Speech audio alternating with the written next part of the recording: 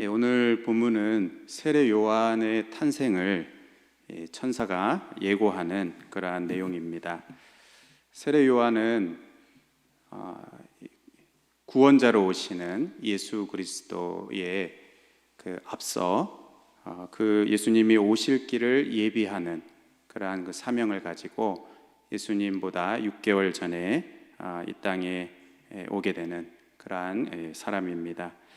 우리가 이제 얼마 후에 이제 성탄절을 맞이하게 되는데, 예수님이 이 땅에 구원자로 오시는 이 사건은 놀라운 사건입니다. 새 시대를 여는 그러한 놀라운 그 구원의 사건인데, 바로 이 예수님의 오심으로 하나님의 나라가 이 땅 가운데 임하게 되고, 또 하나님의 나라가 확장되게 되고, 그리고 마침내 하나님의 나라가 완성되는 그 날까지 이제 이르게 되는, 그것이 이제 예수님의 오심으로부터 이제 시작이 되는데, 그런 점에서 이 예수님의 앞서 예수님의 오실 길을 예비하는 자로 태어나는 그러한 사명을 가지고 태어나는 이 세례 요한의 탄생도 새 시대를 여는 그러한 아주 중요한 사건이라고 할 수 있습니다. 오늘 우리가 관심을 가지기 원하는 것은 이 새 시대를 여는 이 일이 바로 이 기도와 관련이 있다 하는 이 부분을 우리가 같이 나누고 싶습니다. 사가랴는 이 제사장의 직무를 성전 안에서 행하게 되는데, 성전 안에 들어가서 이 사가랴 제사장이 이제 분향을 하게 될 때, 그때 성전 밖에서는 백성들이 그 시간에 함께 기도하는 그 모습이 오늘 본문에 나오게 됩니다. 이 당시에 유대인들은 하루에 이제 3번 기도하는 그런 모습이 있었는데, 아침 9시, 또 정오, 그리고 오후 3시 이렇게 3번 기도했습니다. 특히 제사장들이 이 성전 안에서 분향할 때에 이 유대인들은, 이 백성들은 그 성전 밖에서 기도하는 그러한 그 기도의 시간으로, 함께 기도하는 그 기도의 시간으로, 그 시간을 그 기도의 시간으로 가졌습니다. 이들은 그 자신들이 드리는 그 기도가 바로 이 성전 안에서 이 드려지는 이 향과 함께 하나님께 올라간다라고 이렇게 믿었습니다. 우리가 잘 아는 그 요한계시록 8장에 보면 이 사도 요한이 본 환상이 그것입니다. 이 천사가 금 향로를 가지고 있는데, 거기에 이제 향과 함께 성도들의 기도가 담겨 있는, 그래서 이 향연이 성도의 기도와 함께 천사의 손으로부터 하나님 앞으로 올라가는지라. 그러니까 지금 이 일정한 그 기도의 시간에 이 성전 안에서는 제사장이 분향하는 그 시간에 맞춰서 온 백성이 성전 밖에서는 함께 그 시간을 정해놓고 기도하는 시간으로 정하고 하나님 앞에 이렇게 기도하는 그 모습을 봅니다. 우리가 구약 시대의 이 제사를 보면 이렇게 매일 드리는 그런 번제가 있었는데, 아침에 드리고 또 이제 저녁에 드리는 그런 이렇게 시간을 정해두고 하나님께 번제를 드릴 때 백성들은 그 시간에 함께 이제 기도하는 기도의 시간으로 삼았습니다. 근데 또 이제 다윗의 시편을 보면 시편 55편에 이런 말씀이 있습니다. 나는 하나님께 부르짖으리니 여호와께서 나를 구원하시리로다. 저녁과 아침과 정오에 내가 근심하여 탄식하리니 여호와께서 내 소리를 들으시리로다. 그러니까 이 다윗의 경우에는 이제 3번 기도하는 그 시간을 이렇게 정해 두었던 것 같습니다. 저녁과 정오와 아침과 정오, 이렇게 3번 하나님께 부르짖어 기도할 때 하나님께서 내 소리를 들으신다 하는 그 확신을 가지고 있었습니다. 우리가 이 3번 기도하는 사람으로 유명한 사람을 우리가 잘 압니다. 바로 구약에 나오는 다니엘은 이 바벨론에 있으면서 하루 3번 예루살렘을 향하여서 창을 열어놓고 기도했습니다. 무엇을 기도했겠습니까? 여러 가지 기도했겠지만 그 기도 중에 가장 중요한 것은 바로 이스라엘의 회복일 것입니다. 이 포로에서 돌아가고 예루살렘을 회복하고 이스라엘을 회복하고 하나님의 나라를 회복하는, 이것이 가장 중요한 기도의 제목이었을 것입니다. 그래서 다니엘 그 9장에 보면 이 예레미야의 책을 통해서 예루살렘이 황폐한 지 이제 70년 만에 돌아가게 된다는 그 말씀을, 그 약속의 말씀을 받고 하나님께 금식하면서 회개하면서 기도하는 그 말씀대로 이렇게 우리를 회복시켜 주시기를 기도하는 그 간절한 기도의 내용이 나옵니다. 그러니까 이게 세 번 그 다니엘이 어떤 때는 생명을 걸고 정말 그 기도하는 그러한 그 기도의 시간에 바로 이 예루살렘의 회복을 위해서, 하나님 나라의 회복을 위해서 간절하게 이제 기도했는데, 결국 고레스 왕 때 하나님의 그 약속대로 포로에서 돌아가게 되는 꿈 같은 일이 성취되게 됩니다. 이 하나님 나라의 회복, 이것과 다니엘의 하루 세 번의 그 기도, 하루만이 아니고 계속 그 하루에 3번씩 기도하는 그 기도, 다니엘만이 아니라 아마도 또 여러 많은 사람들도 있었을 것입니다. 이 포로에서 회복되는 것을 위해서 간절하게 기도했던 그 기도가 결국 그 회복되게 되는, 하나님의 나라가 회복되게 되는 이것과 이 기도가 결코 무관하지 않다는 것입니다. 결국 포로에서 돌아오는 새 시대가 열리는 것, 이것은 그냥 저절로 된 것이 아니고, 그냥 시간이 지나서 그냥 된 것이 아니고, 바로 기도하는 사람들이 있었기 때문에 그 오랜 세월 간절하게 또 시간을 정해놓고 하나님께 포기하지 않고 기도하는 그 간절한 기도가 응답된 것입니다. 오늘 본문에 이 세례 요한의 출생을 예고하는 천사의 이 메시지, 이것이 사가랴가 분향하는 동안에, 백성들이 밖에서 기도하는 동안에 그 천사의 예고가, 이 천사의 메시지가 예고되어졌습니다. 천사가 말합니다. 사가랴여 무서워하지 말라. 너의 간구함이 들린지라. 내 아내 엘리사벳이 내게 아들을 낳아주리니 그 이름을 요한이라 하라. 사가랴가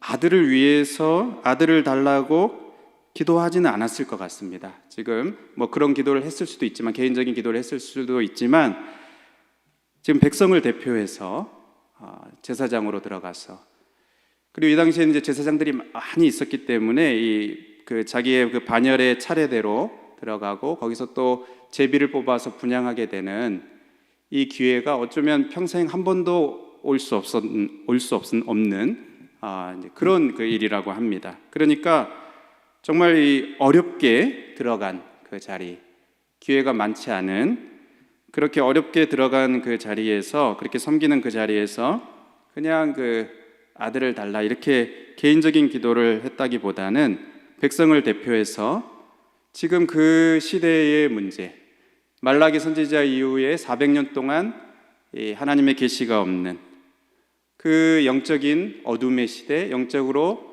정말 그 힘든 그러한 영적인 그 상태에 대한 그러한 안타까움을 가지고, 또 그 구약에서 약속하신 메시아 구원자가 오게 해 주실 것을 기도하는, 그러니까 결국 하나님의 나라를 사모하는 그러한 기도를 드렸을 것입니다.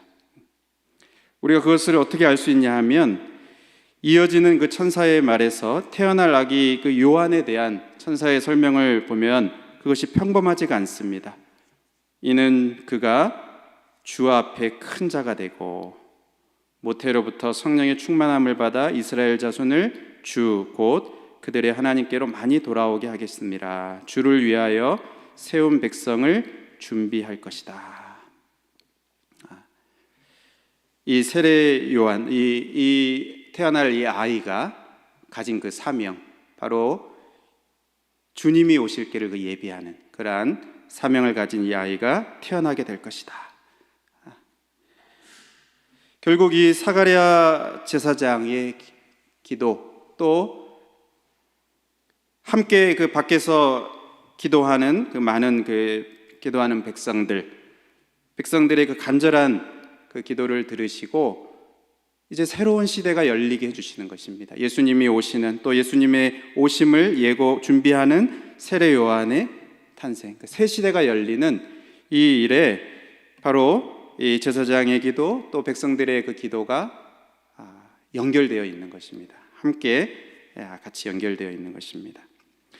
우리가 초대교회에 또 하나 이 새 시대가 열리는 그 사건이 바로 오순절 성령 강림의 사건입니다. 사도행전 2장에 나오게 되는데, 예수님이 승천하신 이후에 승천하시면서 예루살렘을 떠나지 말고 여기서 기도하라, 성령이 임하실 때까지, 약속하신 것을 부어주실 때까지 기도하라고 이렇게 말씀하셨는데, 그 약속의 말씀을 붙잡고 기도합니다. 그리고 예수님이 약속하신 그 성령이 이제 임하시게 되고, 그 오순절 날에 성령이 임하시고 새로운 이 성령의 시대가 이제 열리게 되는데, 어떤 면에서 이제 성령의 시대가 진짜 열리게 되는 것인데, 이때가 언제였냐 하면 바로 이 제3시, 그러니까 우리 그 시간법으로 하면 뭡니까? 오전 9시, 기도의 시간이었습니다. 유대인들이 정한 그 기도의 시간에 교회가 함께 모여서 하나님의 약속을 붙들고 함께 기도하는 그때, 바로 하나님이 약속하신 성령이 부어지게 되는 그런 그 새 시대가 열리게 된 것입니다. 때가 제3시니 너희 생각과 같이 이 사람들이 취한 것이 아니다. 그 기도하는 그 시간이었습니다. 이것과 연결되는 것이 이제 그 다음에 나오는 이 성령이 이제 제자들에게 임하시고 예수님이 하셨던 그 사역을 바로 사도들이 이어받아서 예수님이 하셨던 그 일을 이제 사도들이 하는 그 첫 번째 증거가 바로 사도행전 3장에 나오는 성전 미문에 앉은 구걸하는 그 걷지 못하는 그 사람을 베드로와 요한이 치유하는 그 사건인데, 이때가 언제입니까? 바로 제9시, 그러니까 오후 3시입니다. 오후 3시 기도하는 그 시간이었습니다. 이것으로 인해서 그 한 사람이 치유되는 것뿐만 아니라 예루살렘에 복음이 힘있게 증거가 되게 됩니다.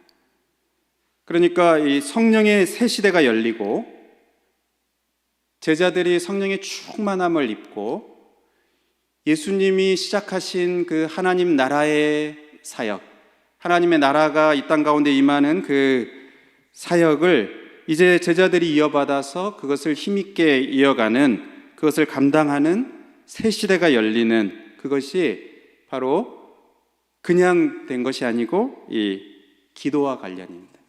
기도와 연결되어 있다는 것을 우리가 알 수 있습니다.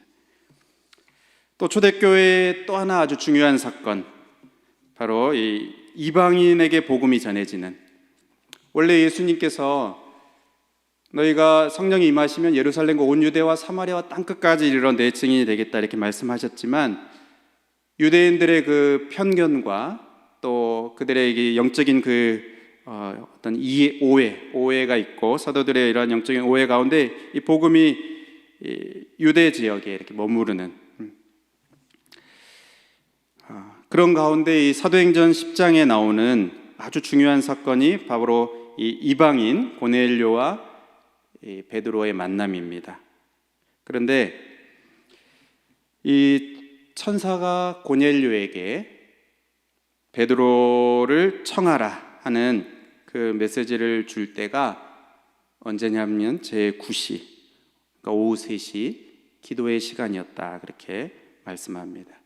그리고 또 베드로에게는, 그 다음날 베드로에게는 고넬료를 만날 준비를 하도록 환상을 주시면서 이 부정한 그러한 짐승들 이렇게 먹으라고 하시고, 하나님께서 깨끗하게 하신 것을 내가 속되다 하지 말라, 이 환상을 주실 때, 이때가 언제인가 하면 제6시 기도 시간, 그러니까 정오입니다. 정오 기도 시간이었습니다.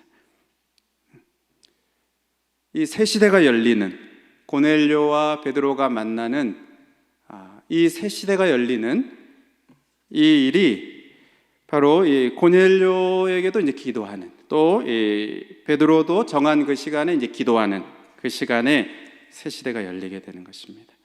복음이 이방인들에게 전해지도록 장애물들이 제거되고 또 새 시대가 열리는, 나중에 이제 뒤에 가면 사도행전 13장에 바울과 바나바를 이제 또 이 선교 여행에 파송하는 그 일도 결국 금식하며 기도하는 그때 나오게 됩니다. 여러분, 오늘 같이 나누고 싶은 말씀이 바로 이것입니다. 기도가 새로운 시대를 열어주는 그 통로가 된다는 것입니다. 새 시대가 그냥 오는 게 아니고, 무언가 새로운 변화가 그냥 오는 게 아니고, 기도하는 것을 통해서 하나님의 그 약속을 붙잡고 기도하는 그 사람들을 통해서 그 기도의 통로로 새로운 시대가 열리게 된다는 것입니다. 계속 그 기도하는 시간, 특히 교회가 함께 기도하는 그 시간에 대해서 이렇게 적어두고 있습니다. 그것을 이렇게 표시하고 있습니다. 정해진 그 기도의 시간에 계속 기도하는 것, 이것이 하나님의 뜻을 이루어드리는 통로가 됩니다. 물론 우리는 예수 그리스도 안에서 언제든지 하나님 아버지 앞에 나아갈 수 있는, 더 자유롭게 더 하나님 앞에 언제든지 나아갈 수 있는 길이 열려 있습니다. 그래서 쉬지 말고 기도하라 그렇게 말씀하시지 않습니까? 언제든 우리가 하나님 아버지 앞에 기도할 수 있는데, 시간을 정해두고 개인적으로든 또 교회적으로든 이게 시간을 정해두고 기도를 하게 될 때 우리에게 많은 유익들이 있는데, 우리가 지속적으로 기도할 수 있고요, 또 우리가 함께 교회가 모여서 기도하면 낙심치 않고 또 인내하면서 함께 기도할 수 있는 그런 또 장점이 있는 것 같습니다. 우리 교회는 또 새벽에 기도하기도 하고, 또 이 금요 기도의 시간에 이렇게 기도하기도 하고, 또 우리가 이번 주간에는 이제 정오에 또 저녁에 기도하는, 매일 기도하는 시간을 갖고 우리가 다음 주에도 한 주 더 기도하게 되는데, 이 기도하는, 함께 모여서 기도하고 또 하나님께 기도하는 이 시간이 그냥 있는 게 아니고 바로 하나님의 뜻을 이루어드리는, 그리고 새로운 시대가 오게 하는 그 통로가 된다는 것입니다. 여러분, 누구보다도 하나님은 새로운 시대가 열리기를 원하십니다. 당장에는 아무것도 일어나지 않는 것처럼 보일지 몰라도, 아니 오히려 더 달라지지 않고 오히려 더 어두운 시대가 되는 것처럼 보일지 몰라도, 하나님은 기도하는 사람을 통해서 새 시대를 준비하시고 하나님의 그 뜻을 이루시고 또 하나님의 그 약속을 마침내 성취하십니다. 특히 이 하나님 나라의 회복, 다니엘이 기도했던 그 하나님 나라의 회복, 또 하나님의 나라가 임하는 것, 그리고 하나님 나라가 이렇게 확장되어 나가는 이러한 부분에 있어서 기도가 중요한 그 역할을 합니다. 기도가 깊은 관계가 있습니다. 그래서 예수님께서도 기도를 가르쳐 주실 때 나라의 임하옵시고 하나님의 나라가 임하는 것을 위해서 기도하라고 아주 중요하게 우리에게 말씀해 주신 것입니다. 그래서 우리는 우리 자신 안에, 또 우리 교회 안에, 우리 가정 안에, 또 우리가 살고 있는 이 사회와 이 나라 안에 바로 하나님의 나라가 임하고 또 무너진 부분들이 다시 회복이 되고 하나님의 나라가 힘있게 이렇게 확장되어 나가도록 우리가 기도할 필요가 있고 기도해야 하고, 그렇게 기도하는 것이 결국 헛되지 않고 마침내 그 하나님의 뜻이 이루어지게 되는, 새 시대가 열리게 되는 그러한 통로로 사용된다는 그 믿음과 확신을 가지고 우리가 계속 이 부분을 위해서 기도해 나가야 할 것입니다. 그렇게 우리가 기도할 수 있기를 간절히 소원합니다.